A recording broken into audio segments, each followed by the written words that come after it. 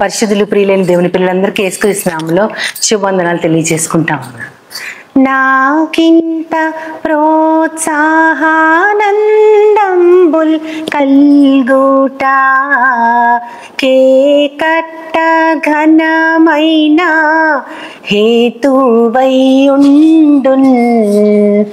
నాకు గల ఉన్నత కథమ్మి నాదుడగును నేను మొరియు శ్రీకరంబగు నామమేది సిల్వ పడ్డ యేసుక్రీస్తే నాకింత ప్రోత్సాహానందముల్ కల్గుట కేకట్ట ఘనమైన హేతువై ఉండు. మనము రకరకాలైనటువంటి విషయాల్లో మన జ్ఞానాన్ని మనకున్న శక్తిని ఆధారం చేసుకుంటూ ఉంటాం. చాలా కొద్ది మంది మాత్రమే అన్నిటికీ దేవుని మీద ఆధారపడతా ఉంటారు. నేను మామూలుగా పిల్లలు చిన్నగా ఉన్నప్పుడు వాళ్ళ కోసం ప్రార్థన చేసినప్పుడు వాళ్ళు దేవుని యందు భయభక్తులు కలిగి ఉండాలని, వాళ్ళు దేవుని మహిమ కోసం మనుషుల మేలు కోసం వాడబడాలని ప్రార్థన చేసుకుంటా ఉండేదని. అయితే మా బాబు మెడిసిన్ చదివేటప్పుడు వాడు వస్తా వెళ్తా ఉండేవాడు. అప్పుడు నేను ప్రేయర్ చేసుకున్నప్పుడు అమ్మో నా కళ్ళ ముందు ఉన్నప్పుడు నేను వాడిని కనిపెట్టుకుని ఉండేదాన్ని. ఎక్కడో దూరంగా ఉన్నాడు, ఎలా ఉన్నాడో, ఎవరి స్నేహంలో ఉన్నాడో, ఈ విధంగా ఆలోచిస్తూ ఉన్నప్పుడు నాకు దేవుడు ఒక తలంపుని ఆయన నా మనసులో పెట్టారనమాట.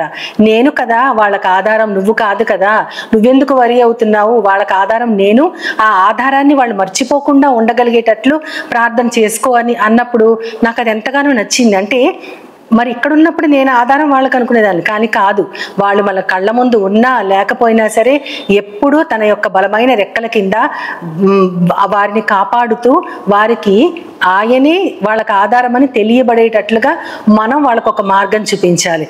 అప్పుడు నాకు చాలా నిశ్చింతగా ఉండేది. ఇంకా ఎవరు వస్తున్నా వెళ్తున్నా సరే వాళ్ళు చేరుకున్న తర్వాత ఒక్కసారి ఫోన్ కాల్ చేసి చేరుకున్నామని చెప్తే చాలు. ఈలోపు నాకు ఏం టెన్షన్ ఉండేది కాదనమాట. వాళ్ళు దేవుడిని ఆధారం చేసుకున్న బిడ్డలు కాబట్టి వాళ్ళు క్షేమంగా ఉంటారని. ఇదే మాట మనకి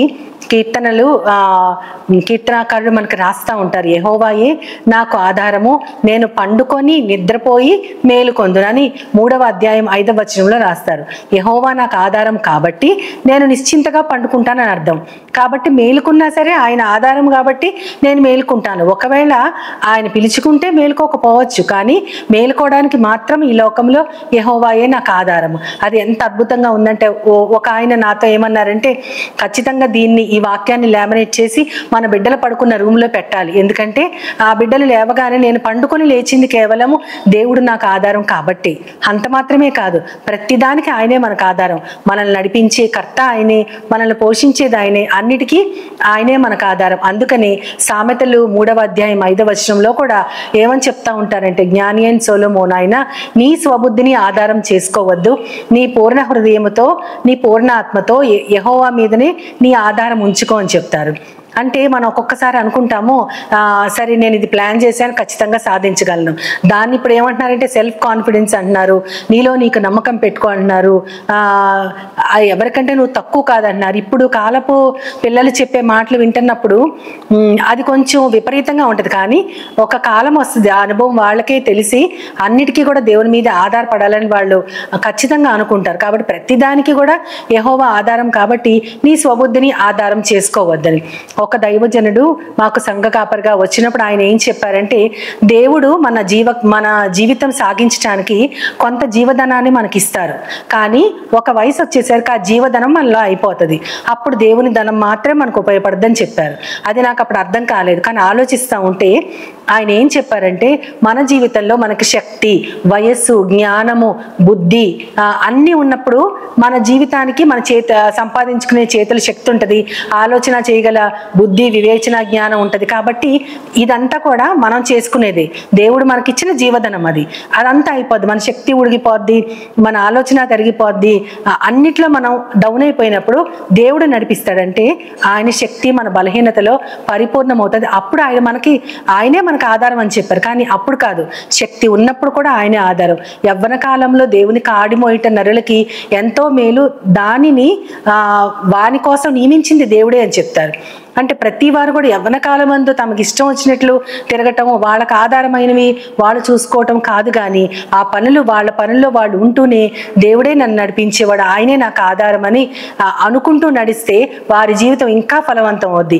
ఏ యవ్వనస్తుడు కూడా సాధించలేనివి ఎన్నో కూడా దేవుని ఆధారం చేసుకునే వాళ్ళు సాధించారు. అదేవిధంగా యెషయా గారు కూడా 64వ అధ్యాయం 7వ వచనంలో ఆయన రాస్తూ అంటారు, దేవుడే మాకు ఆధారమని తనను తాను ప్రోత్సహించుకున్నవాడు ఒక్కడు కూడా కనపట్లేదంటారు. దేవుడు నాకు ఆధారమని తనను తాను ప్రోత్సహించుకున్నవాడంట. అంటే అది మనల్ని మనం బూస్ట్ చేసుకోవాలన్నమాట. నాకు ఎవరు ఆధారం కాదు, దేవుడే నాకు ఆధారం. మనల్ని మనం ఎంకరేజ్ చేసుకునే వాళ్ళు ఎవ్వరు కనిపించట్లేదు అని అంటున్నారు. అది నిజంగా నాకు ఒక్కొక్కసారి ఆలోచిస్తే చాలా బాధగా భారంగా ఉంటుంది. నిజమే కదా, మనల్ని మనం ప్రోత్సహించుకోవాలి. ఎవ్వరు నాకు తోడున్నా లేకపోయినా యెహోవాయే నాకు ఆధారం అని మనల్ని మనం ప్రోత్సహించుకుంటేనే మనం ఈ జీవితంలో ముందుకు సాగుతాం. అట్టి ఆధారం దేవుని దగ్గర నుంచే మనకు వస్తుందని మనం అనుకోవాలి. అందుకే పౌలు గారు కూడా కొరింథీయులకు రాస్తూ మొదటి పత్రిక 2వ అధ్యాయం 4వ వచనంలో ఆయన ఏమంటారంటే, మీ విశ్వాసము మనుషుల జ్ఞానాన్ని ఆధారం చేసుకోకుండా దేవుని శక్తిని ఆధారం చేసుకోండి అని. అది చూసినప్పుడల్లా చాలా అద్భుతంగా ఉంటుంది.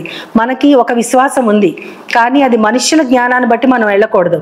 బాలుడైన దావీదు గొలియాతును ఎదుర్కొన్నప్పుడు అతని అన్నలు కానీ ఇశ్రాయేల్ సైన్యం కానీ, ఇంత చిన్నవాడివి నువ్వు అంత పెద్ద ఆజానుబాహుణ్ణి ఎలా ఎదుర్కొంటావన్నప్పుడు అతను తన శక్తిని చూసుకోలేదు.